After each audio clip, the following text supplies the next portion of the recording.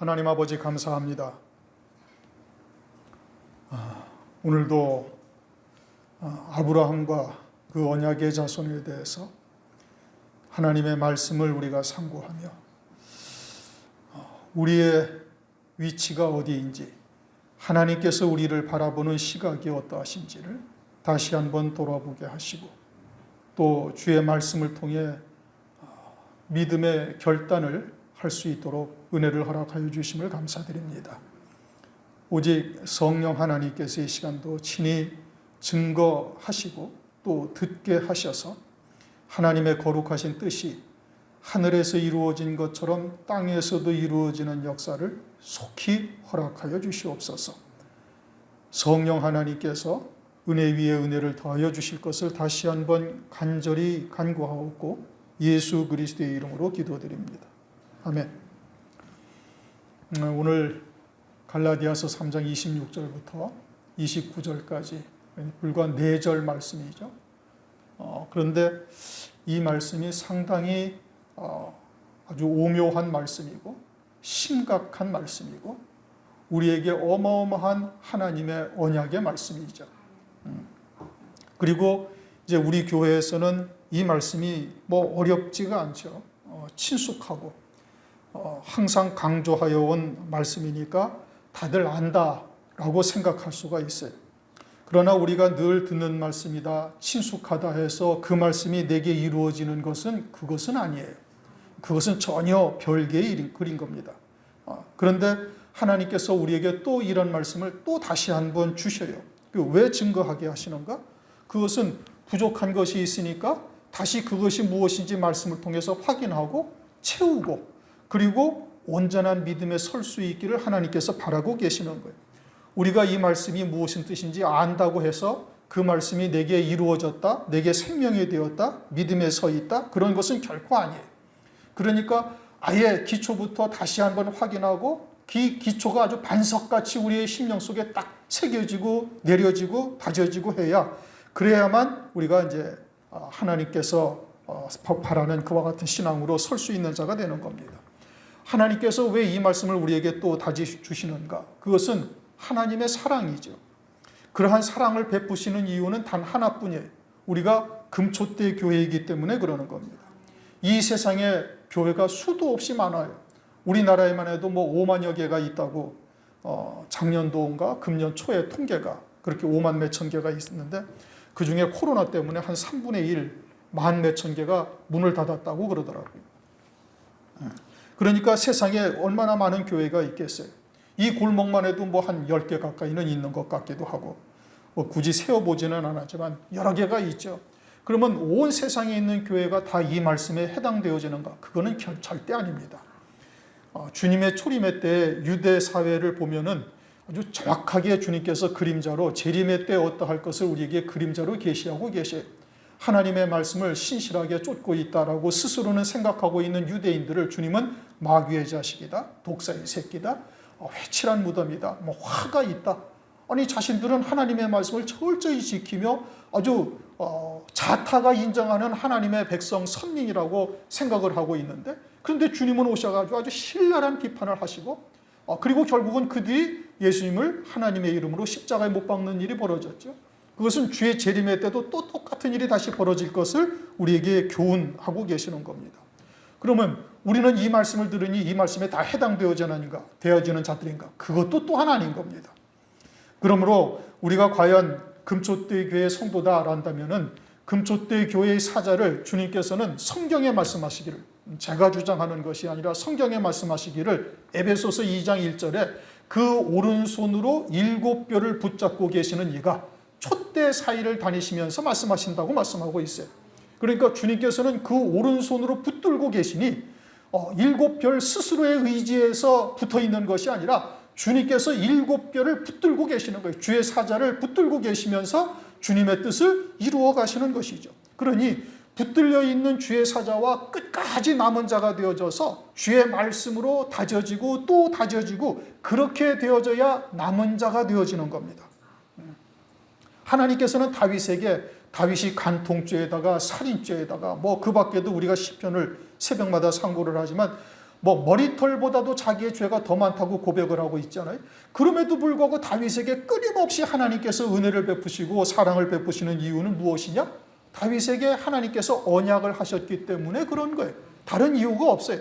다윗이 특별한 것이 아니라 하나님께서 특별한 존재로 세우신 것이고, 그렇게 특별한 존재로 세우신 이유는 뭐냐? 하나님께서 다윗에게 언약을 하셨기 때문에 전지전능하신 하나님께서 온 세상의 만물을 통해서 다윗을 세워가시는 거예요. 아브라함도 마찬가지고 다윗도 마찬가지고. 그러면 마지막 때 일곱 금초대 교회는 어떠할까? 마찬가지다 이겁니다. 주님의 오른손으로 붙드시고 주님께서 언약하신 언약이 있으니, 그러면 그 언약이 있다는 것은 무엇으로 확인을 해요? 마지막 때 이루실 하나님의 구원의 말씀을 깨닫게 하신 거예요. 이제는 봉함되었던 책이 펴놓인 책이 되어졌다는 것이 그 증거인 겁니다. 그것이 언약이 있다는 확증이죠. 그러면 그 언약으로 인해서 하나님께서는 그들을 끝까지 모든 만물을 통해서 바르게 세우셔서 하나님의 뜻이 이루어지도록 한다 이겁니다. 그러니까 그 금초대교에 끝까지 붙어 있어서 남은 자가 되어진 자에게는 하나님께서 이와 같은 약속을 반드시 이루어 가시는 거예요. 여러 가지의 연단의 과정이 있겠죠. 그러나 끝까지 남은 자가 되어진다면 하나님께서 반드시 이와 같은 약속의 땅에 이르게 하시는 언약을 하나님께서 베푸시겠다 이겁니다. 그리고는 끝까지 남은 자가 되지 못하면 아니 듣는 것만도 못한 것이죠. 듣고도 그에 되어지지 못한다면 그것은 정말로 아니 들음만도 못한 일이 벌어지게 되어지는 겁니다. 이제까지 듣고 나름대로 신앙생활을 했다는 것이 다 헛것이 되어지는 겁니다. 그러나 말씀에 순종하고 믿음으로 하나 되어져서 끝까지 남은 자가 되어진다면 이보다 더 큰 복이 없다. 성경은 그렇게 말씀하고 있습니다. 오늘 말씀은 우리가 그리스도의 것이 된다면 아브라함의 자손이 된다. 이런 말씀이에요. 그러니까 아브라함의 자손이 되기 위해서는 그리스도의 것이 되어야 한다라는 전제 조건이 붙는 겁니다. 그리스도의 것이 되었다. 히브리인이다 이겁니다. 히브리인, 강을 건넌 자가 되는 것이죠. 오늘 제가 기도하면서 말씀드렸던 것처럼 갈라디아서 2장 20절 말씀처럼 이제는 내가 산 것이 아니라 내 안에 그리스도께서 사신 삶으로 사는 자, 그것은 나를 사랑하사 자기 목숨을 버리신 하나님의 아들을 믿는 믿음이요, 다른 말로 하면 하나님의 말씀을 믿는 믿음으로만 사는 자가 되어지면은 이 약속은 아주 따놓은 당상이다 이런 의미예요. 그러면서 그에 되기까지 금초대 교회를 통해서 쇠풀무와 같은 믿음의 실현의 과정들을 잘 이겨야 되는 거예요. 그런데 우리가 히브리인이 되고 아브라함의 자손이 된다. 성경에 그렇게 말씀하십니다. 그런데 우리는 태어나면서부터 학교에 다니면서 학습된 효과가 뭐냐? 우리는 단군의 자손이요, 아브라함의 자손이요, 단군의 자손이요, 한국 사람이요. 그러면서 우리가 자라서 성장되어져 가는 과정을 통해서 세상에서 형성된 자기가 있어요. 그리고는 남자나 여자로 태어나고 있죠. 그런데 성경은 전혀 그렇게 말씀하고 있지 않다 이겁니다. 그러니 그와 같이 하나님의 이루시는 과정이 무엇을 의미하는가를 우리가 완벽하게 깨닫고 그렇게 되어져서 그리스도의 것이 되어진다면 3천여 년 전에, 4천여 년 전이죠. 지금 이제 서기 2023년이니까 아브라함은 주님이 오시기 기원전 거의 2000여 년 전의 사람이에요. 그러면 4000여 년 전에 하나님께서 아브라함에게 하셨던 약속이 이제 그 약속이 내게 하신 약속이 되어지고 나에게 이루어진다는 약속이에요. 이것은 정말 기적 중의 기적 같은 일인 겁니다. 수천 년 전 중동 땅에 살던 아브라함에게 하신 하나님의 약속이 나에게 하신 약속이 되는 것이요, 아브라함이 복을 받을 때 우리도 그와 함께 복을 받는 자가 된다. 이게 얼마나 신비로운 일입니까? 그것이 그리스도의 것이 된 자라면은 우리에게 그것이 이루어진다라고 말씀을 하고 있어요. 이 말씀은 우리가 우리 교회에서 아주 귀가 따갑도록 들었던 얘기예요. 아주 우리 교회의 표대가 딱 그거이니까. 그런데 그 말씀을 많이 들었다고 또 익히 익숙한 말씀이라고 내게 이루어지는 것이냐? 그것은 결단코 아닌 겁니다. 그와 같은 하나님의 말씀이 내게 과연 생명이 되어져 있는가? 또 그러한 하나님의 뜻이 무엇인지를 우리가 정확하게 깨닫고 믿음으로 받고, 그리고 그와 같은 믿음에서 흔들리지 아니하는 자가 되어져 있는가? 그러한다면 아브라함이 주님의 때를 보고 즐거워했던 것처럼 우리도 그와 같은 때를 보고 즐거워하다가 보고 기뻐하는 자가 되어질 것을 말씀을 하고 있는 것이죠. 아브라함과 함께 첫째 부활의 영광을 입고 그리고 아브라함과 함께 만 왕 중에 한 왕이 되어져서 그리스도와 함께 1000년 동안 다스리는 이 엄청난 영광을 누리게 될 뿐 아니라 천년 왕국이 끝난 후에는 심판 없이 그대로 새 예루살렘 성이 되어져서 하나님의 영광을 함께 누리는 자, 아주 세세무궁토록 하나님의 영광을 함께 누리는 자로 세워질 것을 말씀을 하고 있는 겁니다. 우리가 오늘 말씀이 무엇을 의미하는지를 잘 듣고 깨달아서 자신에게 아직 부족한 것이 무엇인지를 정확하게 진단을 하고 그리고 그 믿음으로 발걸음을 한 걸음 한 걸음 옮기면서 이러한 하나님의 언약의 말씀 또 하나님의 말씀이 내게 생명이 되어진다면 이와 같은 믿음의 영광의 자리에 반드시 이르게 되어질 것이다. 그것이 하나님의 약속이다 이겁니다. 26절 다 같이 한번 읽어보십시다. 너희가 다 믿음으로 말미암아 그리스도 예수 안에서 하나님의 아들이 되었으니 예수 그리스도를 믿음으로 하나님의 아들이 되었다. 그렇죠. 하나님의 아들이 되었죠. 그러니까 가볍게 보면은 예수 그리스도를 믿으니까 우리가 하나님의 아들이 되었다. 그렇게 이제 생각을 하죠. 그리고 대부분 교회들이 다 그렇다라고 아주 가볍게 이야기를 하고 있어요. 그런데 이 말씀 안에는 어떠한 의미가 있는가 이것을 우리가 아주 깊이 생각을 해봐야 되는 겁니다. 일반적으로 대부분의 교회에서는 잘못 알고 있습니다. 어떻게 알고 있는가? 예수를 믿지 아니하면 지옥 갈 자식이었는데 예수를 믿음으로 말미암아서 천국에 간다 이 뜻이라고 생각을 하고 있어요. 그러나 이 말씀은 전혀 그러한 뜻이 아니에요. 하나님께서 이스라엘 백성들에게 율법을 주셨어요. 특별히 아브라함을 선택해서 율법을 그들에게 주시고 모세를 통해서 광야 이스라엘 백성들에게 율법을 주셨어요. 그럼 율법을 주신 뜻이 무엇인가를 우리가 갈라디아서를 통해서 지난번에 상고를 했죠. 율법을 주신 뜻은 범법함을 인하여 더하여 준 것이다. 율법이 굳이 필요한 것이 아니었다 이런 뜻이에요. 그래서 지난 시간에도 우리가 모두가 다 아브라함과 같은 믿음으로 산다면 굳이 율법이 있어야 할 이유가 없는 거예요. 그런데 믿음으로 살지 아니하고 가증한 죄를 더하고 앉아 있으니까 다시 말하면 겉은 주님을 순종하며 헌신하는 것 같이 보이지만 속은 전혀 다른 생각들을 가지고 있으니까 그것들을 율법을 통해서 드러나게 하시는 거예요. 그래서 율법으로는 뭐를 깨닫느냐? 율법으로는 죄를 깨닫는다 이겁니다. 그래서 결국은 율법을 통해서 모든 사람을 죄 아래 가두었다 이렇게 말씀하셨어요.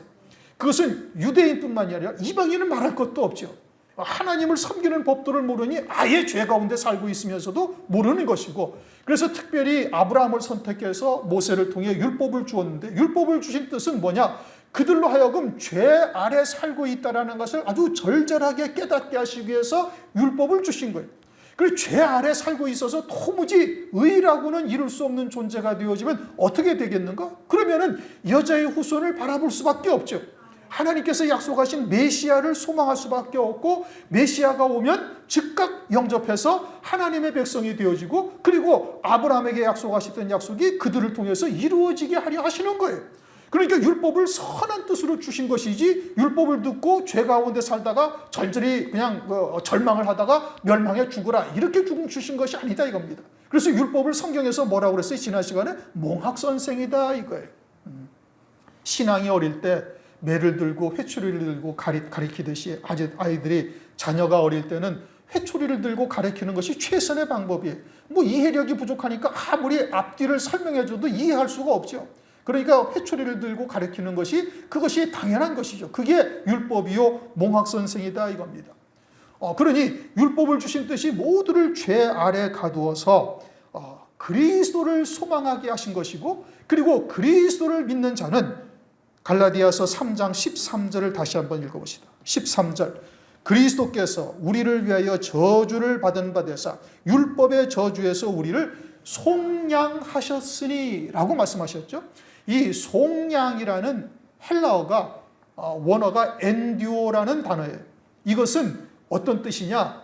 가라앉다, 녹아져 없어져 버리다 또는 속량하다, 녹아져 없어져 버리다 뭐 그와 같은 의미예요. 가라앉다 그러니까 사라져 버린다는 뜻이에요. 그러니까 예수 그리스도만 나타난다 이런 뜻이고 또 하나가 되찾으셨다 이런 의미인 겁니다. 되찾으셨다 이런 의미예요. 그러니까 예수 그리스도는 이 땅에 오시는 것이 그저 아무나 다 예수를 믿으면은 예수 믿고 천당 가는 자가 되느냐? 그것이 아니죠. 마태복음 1장 21절을 보면 자기 백성들이 있음을 말씀하고 있는 거예요.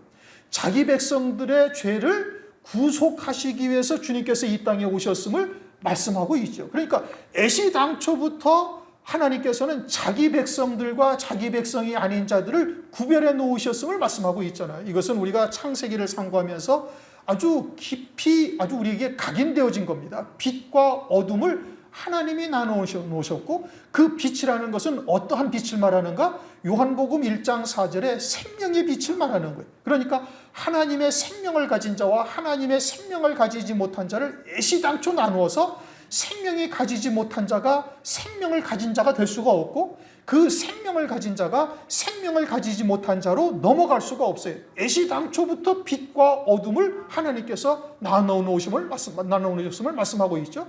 그리고 그 생명의 빛을 가진 자들이 자기 백성들이다 이렇게 말씀하시며 그 속량이라는 의미는 이처럼 되찾으셨다 이런 의미를 말씀하고 있다 이런 의미인 겁니다. 그런데 이제 우리나라에 기독교가 들어온 것이 한 100년 가까이 조금 지났던지 가까이 됐던지 그렇게 됐어요.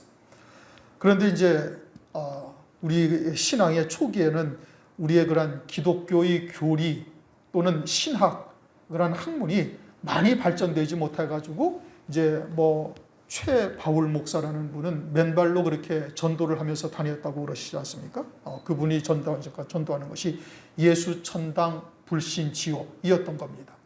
예수 믿고 천당 가고 예수를 믿지 아니하면 지옥에 간다라고 주장을 하신 거예요. 그리고 당시에는 신학이 발달되지 아니했으니까 발전되지 아니했으니까 이제 그와 같은 것이 다 일반화되어져 있고 다 그런 줄로 알고 있었던 거예요. 그런데 이제 그로부터 벌써 100여 년이 지났고 주님의 재림의 때가 임박해졌으니까 이제 감추인 것이 드러나고 숨겨진 것이 나타나지 아니할 것이 없다라고 말씀하시며 그 모든 것이 이제 성경 가운데서 드러나셨죠. 멜기세덱으로 이루시는 구원과 또 그와 같이 산자로서 이 땅에 보내심을 받은 것이 무엇인지 이것을 우리에게 깨우쳐 주신 거예요.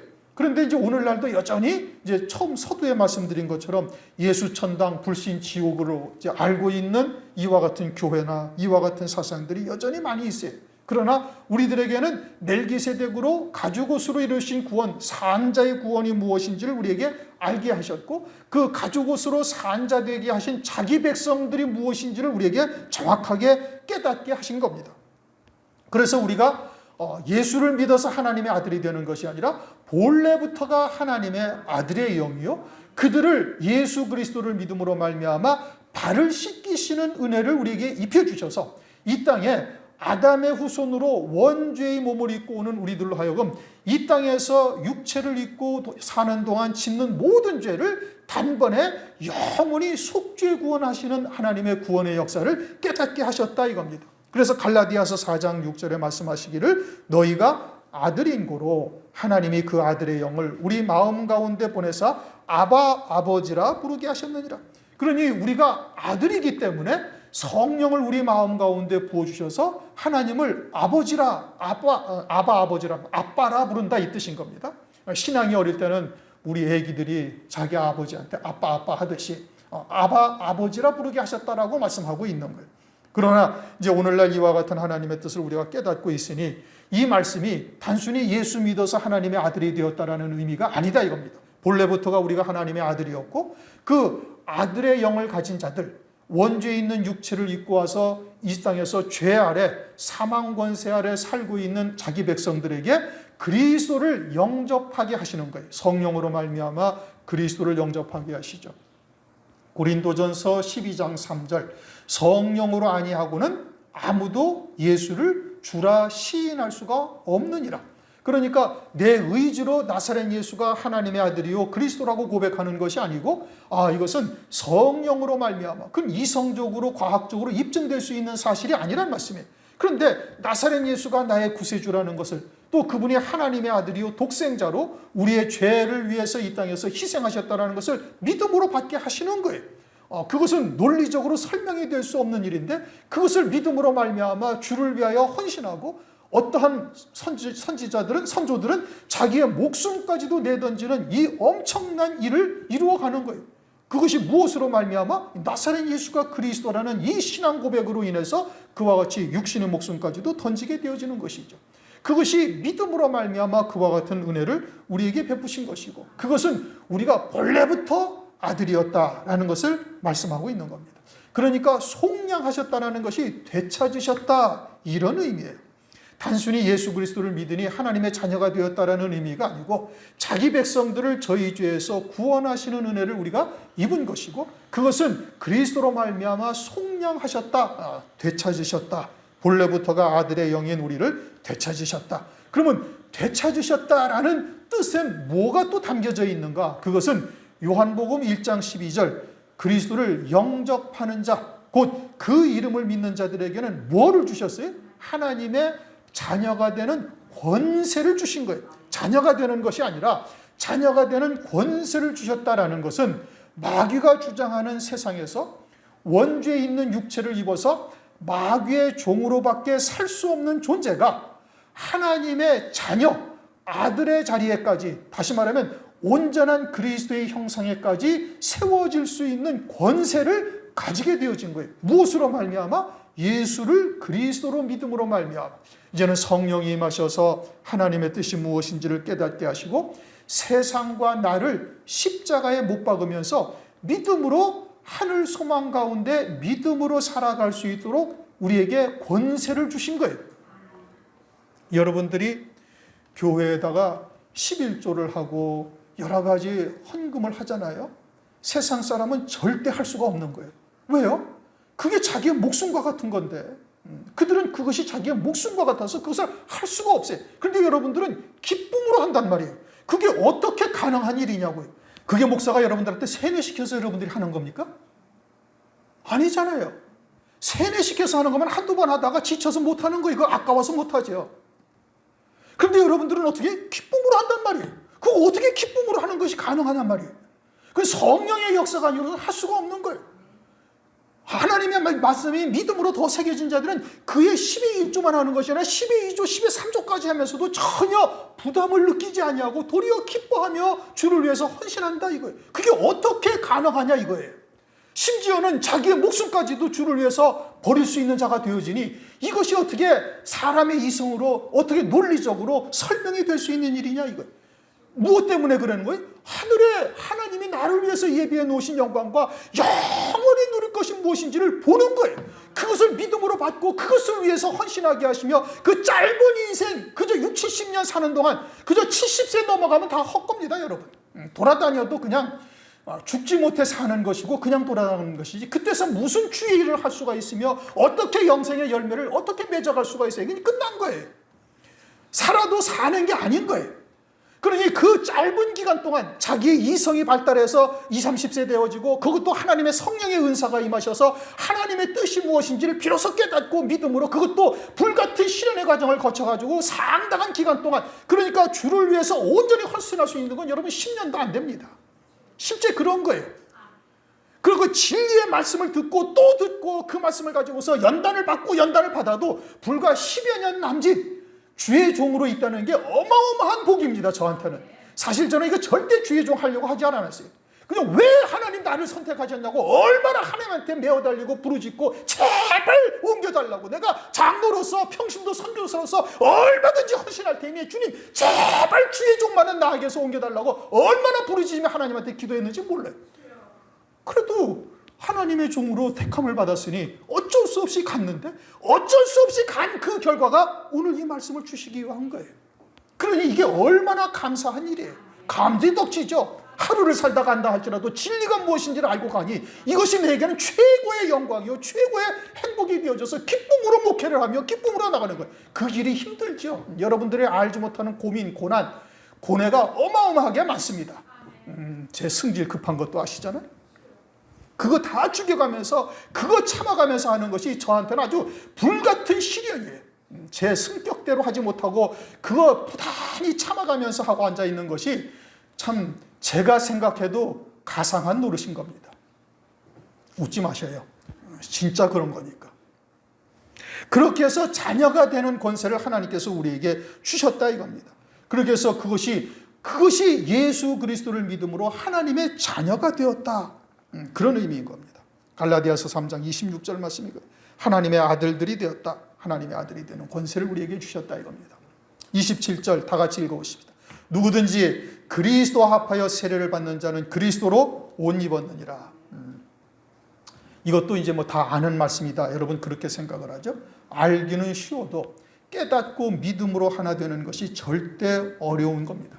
아주 뭐 절대 쉬운 것이 아니에요. 로마서 6장 4절을 보면 그러므로 우리가 그의 죽으심과 합하여 세례를 받음으로 그와 함께 장사되었나니 이는 아버지의 영광으로 말미암아 그리스도를 죽은 자 가운데서 살리심과 같이 우리로 또한 새 생명 가운데 행하게 하려는. 이 말씀은 하도 우리 교회에서 주장하고 또 주장하고 그랬으니 이제는 뭐 귀에 딱지 앉을 정도로 여러분들이 죽었어요. 예수와 함께 나는 이미 죽은 존재예요. 우리의 옛사람은 예수와 함께 십자가에 못 박혀 죽었고 예수님이 죽은 것이 아니라 내가 죽은 것이라 그렇게 고백을 하며 그것이 믿음으로 사는 것이고 이제는 부활하신 주님과 함께 하나가 되어져서 에베소서 2장 6절 말씀처럼 그리스도와 함께 하늘에 앉아있는 그 생명이 나의 참 자아다. 이거 뭐 수도 없이 들었어요. 그래서 고린도후서 5장 17절에는 이제는 새 피조물이다. 보라 새 것이 되었다. 새 피조물이다. 하나님의 새로운 생명을 가진 존재다. 이건 뭐 아주 귀에 따갑도록 들었죠. 그래서 이제 세례를 받습니다. 세례를 받을 때 일반적으로 우리 교회에서 뭐 그냥 물방울 떨어뜨리는 간이 세례를 했지만 실제는 어떻게 하는 거예요? 이제 침례를 받아야 되는 거예요. 물속에 들어갔다가 이제 성삼위 하나님의 이름으로 세례를 받았음을 선포하고 올라와야 되는 거예요. 물속에 들어갔다라는 것은 무엇을 의미해요? 예수와 함께 죽었다 이거예요. 물속에서 올라오는 것은 부활하신 그리스도와 함께 하나가 되었다 이런 의미인 거죠. 그런데 이게 세례를 받았다라는 의미가 그러한 뜻인 겁니다.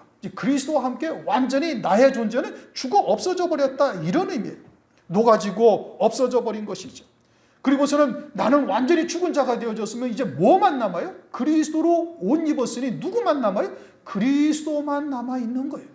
그래서 나의 사는 삶은 이제는 내가 사는 것이 아니라 누가 사는 것이다? 그리스도께서 사는 것이다. 이것이 갈라디아서 2장 20절 말씀에 우리에게 주신 말씀인데 그것이 우리에게 아주 결론이요 귀에 따갑도록 들었던 내용인 겁니다. 이제는 그리스도로 사는 자가 되어졌으니 그리스도는 곧 하나님의 말씀이요 하나님의 말씀을 믿는 믿음으로만 사는 자가 되었다 이겁니다. 그래서 이제 그것을 새로운 피조물이다. 완전한 새로운 생명이다. 이렇게 지금 말씀을 하고 있는 겁니다. 그러면은 이제 우리가 다 영적인 세례 이제 표면적 유대인이 아니요 이면적 유대인이며 할례는 마음에 할 것이다 라고 말씀하고 있는데 그 마음의 할례를 받는 것 마음의 세례를 받는 것이 무엇인지는 이제는 지식적으로는 다 알고 있어요. 여기까지는 다 아는 거예요. 근데 문제는 우리가 그와 같이 세례받은 자라고 스스로는 생각을 하고 있고 믿음으로 받았다고 그러는데 과연 내가 사는 것이 아니라 내 안에 그리스도께서 사시는 삶을 얼마나 살고 있는가 이게 문제인 거예요. 내가 과연 하나님의 말씀을 믿는 믿음으로 얼마나 살고 있는가에 따라서 세례를 받은 자로서 사는지 아니면 여전히 옛사람으로 그냥 살고 있는지가 구별되어진다 이겁니다. 마가복음 16장 16절을 보면 이렇게 말씀하시죠.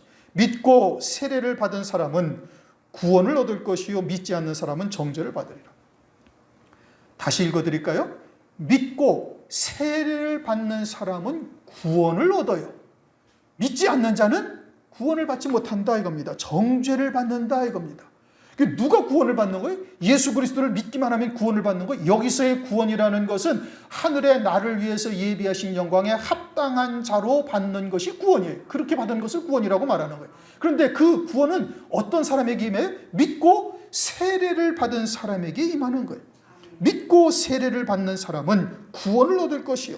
그러니까 세례를 받은 자여야만 구원이 이루어지는 것이지 영생의 열매를 맺는 자여야만 구원을 받는 것이지 그러지 아니하면 그것은 구원에 이르지 못한다 이겁니다. 지옥 간다는 뜻은 아니죠. 세례를 받았다라는 것은 예수 그리스도로 옷을 입었다라는 말씀인 겁니다. 그렇다면 자신은 완전히 없어지고 예수를 믿는 믿음으로만 사는 존재로 사는 것이에요. 그러한 영적인 상태를 성경에서는 여러 곳에서 말씀하고 있습니다. 에베소서 4장 22절 24절 너희는 유혹의 욕심을 따라 썩어져가는 구습을 쫓는 옛 사람을 벗어버리고 오직 심령으로 새롭게 되어 하나님을 따라 의와 진리의 거룩함으로 지으심을 받은 새 사람을 입으라.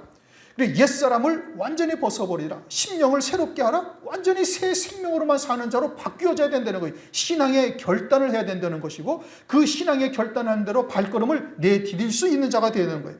하나님을 따라 의와 진리의 거룩함으로 지으심을 받은 새 사람을 입으라.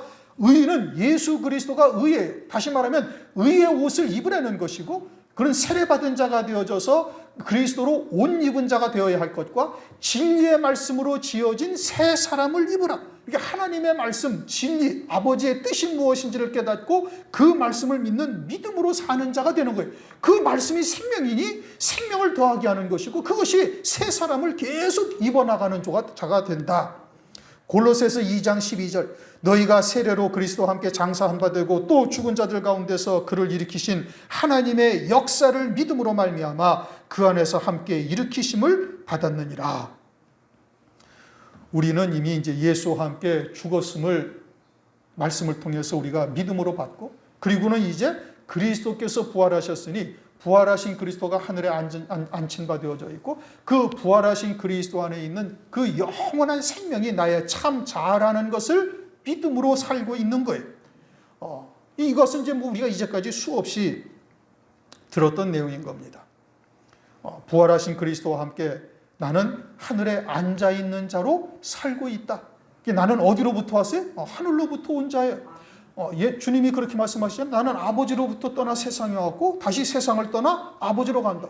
주님은 굳이 그 말씀을 하셔야 할 이유가 전혀 없으시다 이겁니다. 그런데 그 말씀을 하시는 이유는 뭐냐? 그건 모든 그리스도인 자기 백성들이 그와 같이 하나님 아버지께로부터 이 땅에 보내심을 받았다가 세상에서 아버지의 뜻을 이루고 다시 아버지께로 돌아가는 존재가 되었다 이 뜻이죠. 이것은 욥기서 38장 7절을 보면은 하나님께서 욥에게 나타나셔가지고 내가 이 땅에 기초를 놓을 때 너는 어디 있었는지 아느냐? 너 말해봐라. 그러니까 하나님의 천사들과 새벽 별들이 또 하나님의 아들들이 하늘나라에서 기뻐하며 찬송하고 있었다. 그러니까 땅에 기초를 놓을 때 이미 우리가 존재하고 있었고 그들이 하나님의 정하신 때에 이 땅에 보내심을 받고 그리고 하나님의 뜻을 이루고 다시 아버지께로 돌아가는 존재다 이겁니다. 우리나라 말이 자기의 이제 아비나 할아버지가 죽었으면은 그 말을 어떻게 해요? 이제 존칭을 써가지고 돌아가셨다 이렇게 말하잖아요. 그러니까 뭔가는 이제 영감적인 역사가 있었던 것이죠. 돌아가셨다. 어디로 돌아가요? 아버지께로 돌아간 것이죠. 그러므로 오늘날 우리가 이 땅에 사는 삶이 어떠한 삶을 살아야 되는가? 갈라디아서 2장 20절 말씀처럼 이제는 내가 사는 것이 아니라 내 안에 계신 그리스도께서 사는 삶이 되어져야 된다. 그것을 우리가 다시 한번 절감하며 깨달아야 되고 그러한 믿음으로 살고 있는지를 우리 스스로 돌아볼 수 있어야 되는 겁니다. 그런데 여전히 내가 살아있는 것으로 여전히 살고 있다면 그것은 믿음으로 사는 자가 아니요 아직도 세례받은 자로 살고 있는 것이 아니에요. 그리스도 안에 있는 영원한 생명이 나의 참 자아임을 깨닫고 그 믿음으로 사는 자가 되어져야 되는 겁니다. 28절 그러니까 로마서 4장 23절에 너희가 믿음으로 하지 아니하는 모든 것이 다 뭐라고? 그게 죄라는 거예요.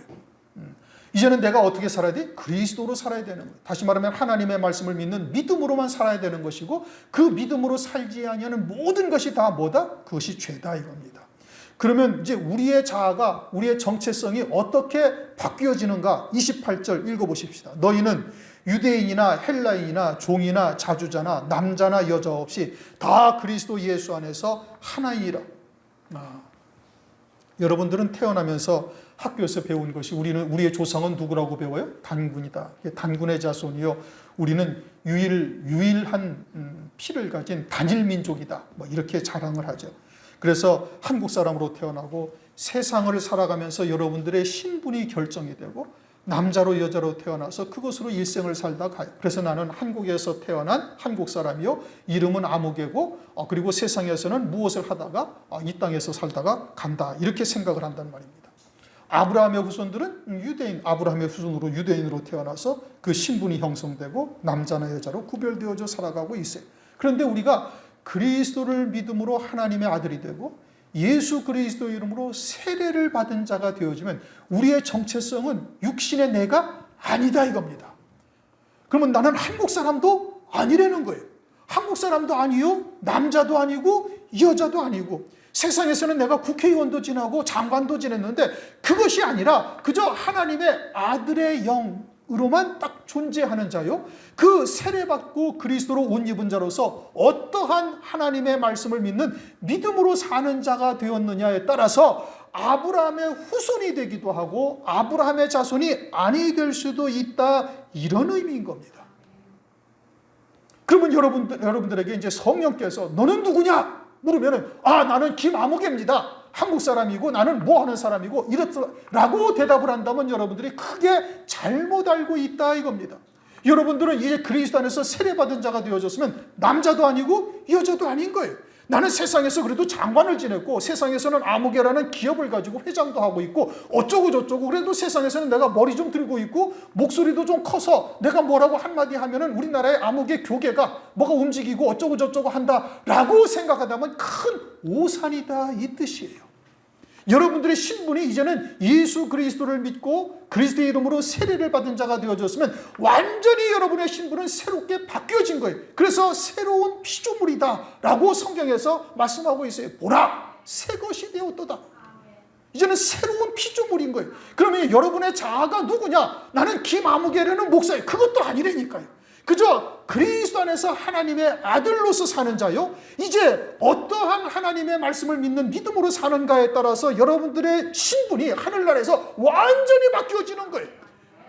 그러니까 하나님께서는 가난한 자들, 없는 자들, 천한 것들을 택하사 있는 것들을 폐하려 하시고, 그래서 하나님의 존귀함이 더욱더 드러나게 하시겠다 이것입니다. 이게 얼마나 기가 막힌 일이에요. 거기다가 더해서 아브라함의 자손이 되겠다 이거예요.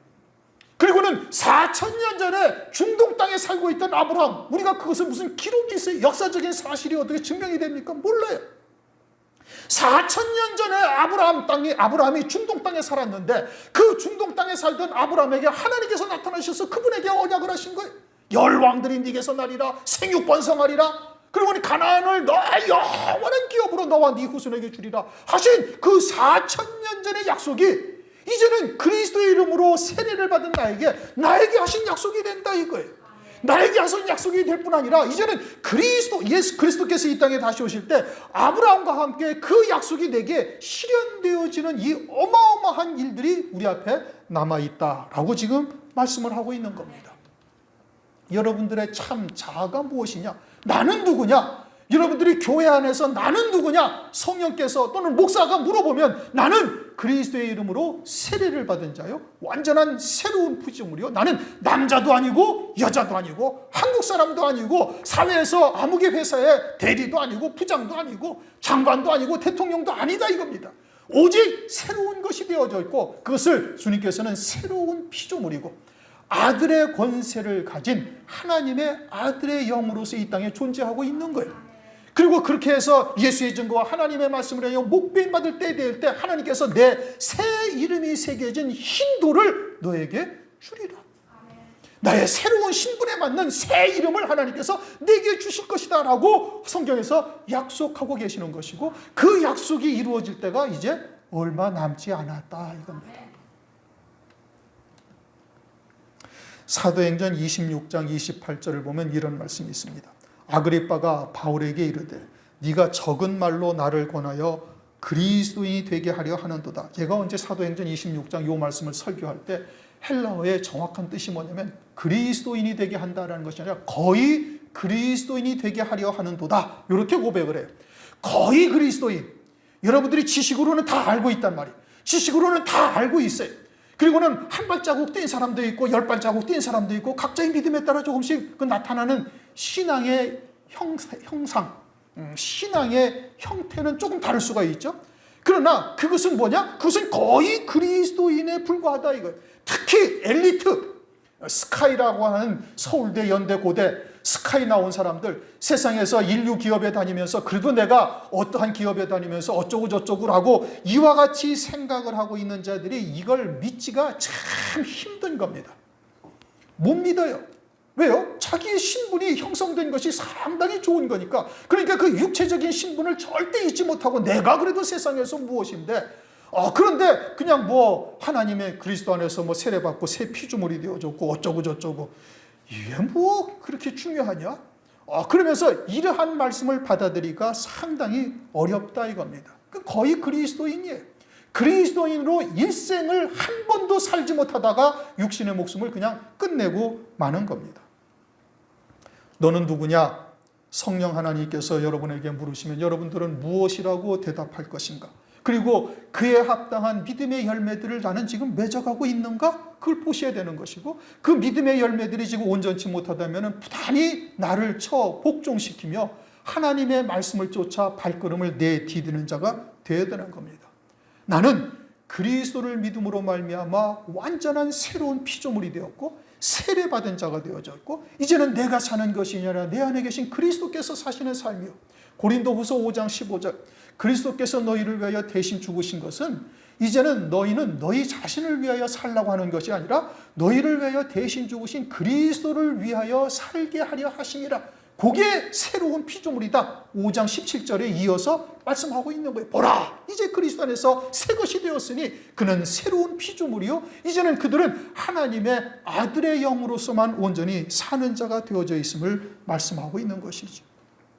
우리가 그리스도 안에서 새로운 피조물이라면 우리의 생각과 의지가 하나님의 말씀의 믿음으로 하나가 되어져야 되는 겁니다. 내가 사는 것이 아니라 내 안에 그리스도께서 사시는 삶이 되어진다는 것을 부단히 잊지 말고 발걸음을 옮길 수 있어야 되는 겁니다. 그러한 믿음의 열매가 나타나야 되는 것이죠. 29절, 너희가 그리스도께 속한 자면 곧 아브라함의 자손이요 약속대로 유업을 이을 자니라. 이제 결론의 말씀인 겁니다. 그동안 여러 차례 이어온 아브라함에 대한 말씀, 또 이전에 말씀드렸던 믿음에 대해서 지금 우리가 4월달부터인가 3월달부터인가 계속 지금 이 믿음에 대해서만 지금 상고를 하고 있는 겁니다. 여러분, 지나간 설교들을, 제목들을 다시 한번 살펴보세요. 제가 강해 설교를 쭉 갈라디아서니 히브리서니 하다가 중단을 하고 지금 계속 한 주제가 딱 하나예요. 뭐예요? 믿음이라니까요.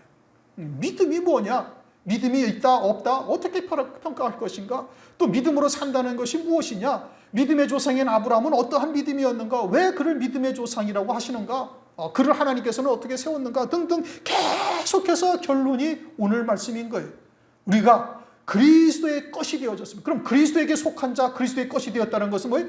예수 그리스도를 믿음으로 하나님의 아들이 되었고, 그리스도의 이름으로 세례를 받음으로 그리스도로 옷 입은 자가 되어졌고, 이제는 나의 육체적 신분은 나에게 중요한 것이 아무것도 아니다. 이제는 나는 남자도 아니요, 여자도 아니요, 종도 아니요, 자주자도 아니요, 세상에서의 사장도 아니고, 세상에서의 무슨 큰 회사의 사장도 회장도 아니고, 나는 그저 한낱 그리스도 안에서 이제 예수 그리스도 이름으로 세례를 받고 하나님의 아들의 영으로 사는 새로운 피조물이요, 하늘에 나를 위하여 예비하신 영광을 위하여 오늘도 힘써 한 발걸음을 한 발걸음 옮기는 이와 같은 존재다. 이 것에 대해서 정확한 인식을 딱 가진 자가 되어졌으면, 그러면 어떻게 되는 거예요? 그러면 아브라함의 자손이 된다 이겁니다. 보지도 못했던 아브라함의 자손이 되어지고, 아브라함이 자손이 된다는 의미는 뭐냐? 아브라함에게 하셨던 하나님의 약속을 함께 유업을 잇는 자가 된다라는 것입니다. 창세기 17장에 말씀하셨던 아브라함에게 대한 그 유업을 이제는 내가 이을 수 있는 자가 되어진다 이겁니다. 영원하신 하나님의 언약이죠. 시대가 바뀌었다고 해도 변하지 아니하는 하나님의 영원한 언약인 겁니다. 아브라함의 후손은 이삭으로 말미암는 야곱과 12지파를 조상으로 둔 유대인들이 아브라함의 자손이 아니고, 예수 그리스도가 아브라함의 후손이요, 이제는 그리스도의 것이 된 우리에게 하나님의 언약이 내게 이루어질 것을 말씀하고 있는 겁니다. 요한복음 8장 56절, 너희 조상 아브라함은 나이 때 볼 것을 즐거워하다가 보고 기뻐했느니라. 아브라함은 이삭을 통해서 주님의 초림과 주의 재림을 다 본 거예요. 주의 재림의 때 주의 재림만 본 것이 아니라 주의 재림과 함께 그에게 붙은 자가 되어지고 1000년 동안 그리스도와 함께 왕으로서 다스리는 자로 이 땅에서 그리스도와 함께한 후사가 되는 영광을 아브라함이 본 거예요. 그리고 그와 같은 약속을 아브라함의 씨에게, 다시 말하면 그리스도의 것이 된 우리들에게도 그와 같은 약속을 하나님께서 이루시겠다라고 약속을 하셨고, 그것을 아브라함과 동시에 같은 복을 받게 되어지는 것이죠. 첫째 부활의 영광이요, 그것은 히브리서 12장 23절에 장자들의 총회에 참여하는 어마어마한 하늘나라의 영광을 누리는 거예요. 하늘나라에는 장자들의 총회와 교회와 의인의 영들이 있다라고 말씀하고 있어요. 의인의 영들이라는 것은 겨우 생명만 구원받은 자들을 말하는 겁니다. 그러니까 그 가운데 장자들의 총회로서 하늘나라에서 세세토록 최고의 영광을 누리는 자로 하나님께서 언약을 하신 거예요. 그렇게 하나님의 약속에 따른 기업을 받는 자가 된 것이죠. 그에 대한 전제 조건은 뭐냐? 그리스도에게 속한 자, 그리스도의 것이 된 자. 그리스도에게 속한 자는 뭐예요? 예수 그리스도를 믿음으로 하나님의 아들의 영이 되어졌고, 그리고 그리스도의 이름으로 세례를 받은 자가 되어져서 그리스도의 옷 입은 자가 되어졌고, 그렇게 되어져서 그 믿음의 열매가 장성한 분량에 이른 자가 되어지면 아브라함과 함께 유업을 입는 자가 된다. 마태복음 1장 1절 말씀이 뭐죠? 아브라함과 다윗의 자손 예수 그리스도의 세계. 그전에도 한번 말씀을 드렸죠. 구약 성경의 모든 말씀은 요 한 줄을 기록하기 위해서 기록된 거예요.